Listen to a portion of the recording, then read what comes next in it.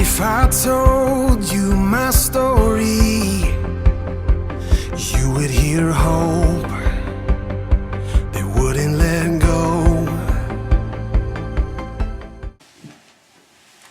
Have you ever felt that nudging, a call to do something outside your comfort zone? Well, this is it for me. I think everyone has had that little voice inside them telling them, you can do this.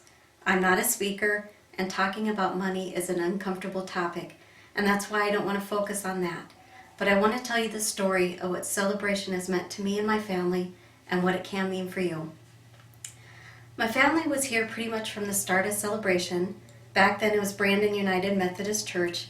We were looking for somewhere to worship in Brandon, to build a sense of community where my kids could go to church with the same kids that they go to school with.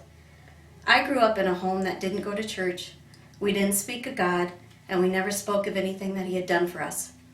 So I thought this was a new adventure, something that I could do now that I had a family of my own. We started with youth group activities, and I had a blast with that. My hope was that we could make a difference in even just one youth's life, something that I didn't have when I was growing up. That was so exciting and rewarding for me. I got to see these kids grow up from middle school to high school and grow in their faith.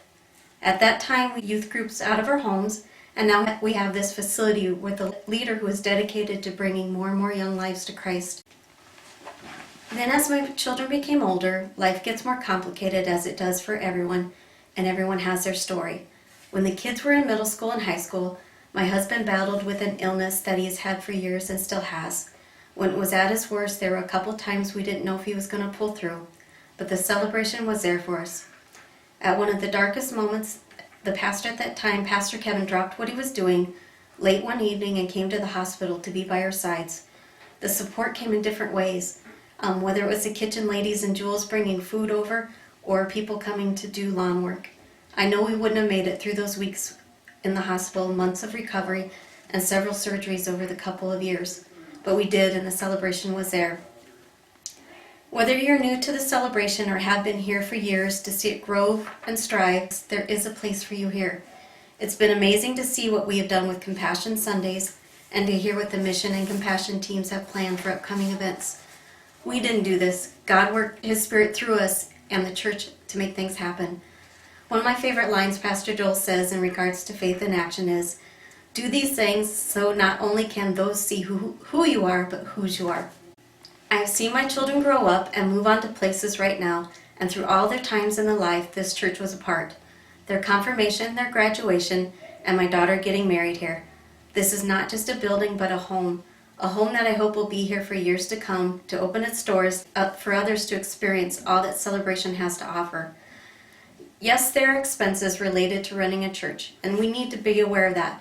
But more than that, we need to see the endless possibilities of what the Celebration can do for individual lives, opening eyes to see the wonders of living with Christ and how that support comforts you in the difficult times and how it brings a smile to your face in the good times.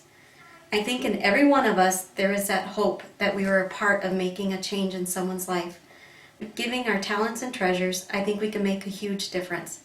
I wanted to end with the last lines of a Robert Frost poem. I shall be telling this with a sigh. Somewhere ages and ages hence, two roads diverged in a wood, and I took the one less traveled by, and that has made all the difference. Thank you for being a part of this church and the network of lives it affects.